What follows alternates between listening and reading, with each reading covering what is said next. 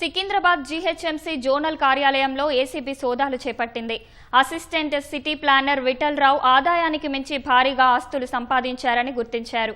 మరింత సమాచారం మా ప్రతినిధి రమేష్ ను అడిగి తెలుసుకుందాం. రమేష్, ఏసీబీ సోదాలకు సంబంధించి తాజా సమాచారం ఏంటి?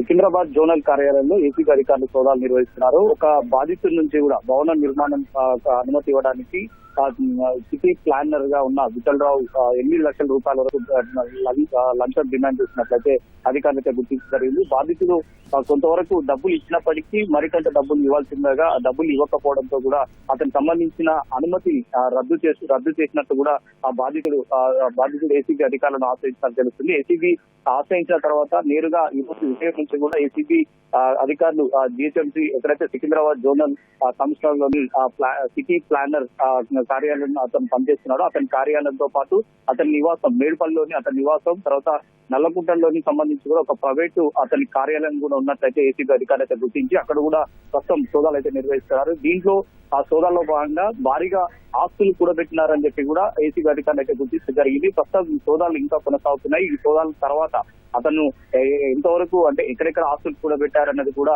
ఏసీబీ అధికారులు దర్యాప్తులు అయితే వెలుగులోకి వచ్చే అవకాశం ఉంది. ఇప్పటివరకు బాధితులు ఇచ్చిన ఫిర్యాదు మేరకైతే ఏసీబీ అధికారులు ఉదయం నుంచి కూడా సోదాలు నిర్వహించి తర్వాత ఆ భవనానికి సంబంధించి కూడా ఎందుకు అనుమతి ఇవ్వలేదు ఇలాంటి పలు అంశాలపైన కూడా ప్రస్తుతం అతని విఠల్ రావుని ఏసీబీ అధికారులు అదుపులో తీసుకొని ప్రస్తుతం అయితే విచారిస్తున్నారు. విచారణలో భాగంగా అతను చెప్పిన సమాచారం తర్వాత కూడా ఏసీబీ అధికారులు అతన్ని అదుపులో తీసుకొని పూర్తి స్థాయిలో విచారణ కొనసాగించే అవకాశం అయితే కనపడుతుంది. మరి కాసేపట్లో ఏసీబీ అధికారులు కూడా ఈ సోదాలకు సంబంధించి కూడా ఒక అధికారికంగా ప్రకటన విడుదల చేసే అవకాశం ఉంది. దీంట్లో అంటే ఎలాంటి ఆస్తులు కూడబెట్టారని దాని మీద ఒక స్పష్టత అధికారులు అయితే ఇచ్చే అవకాశాలు అయితే కనపడుతుంది.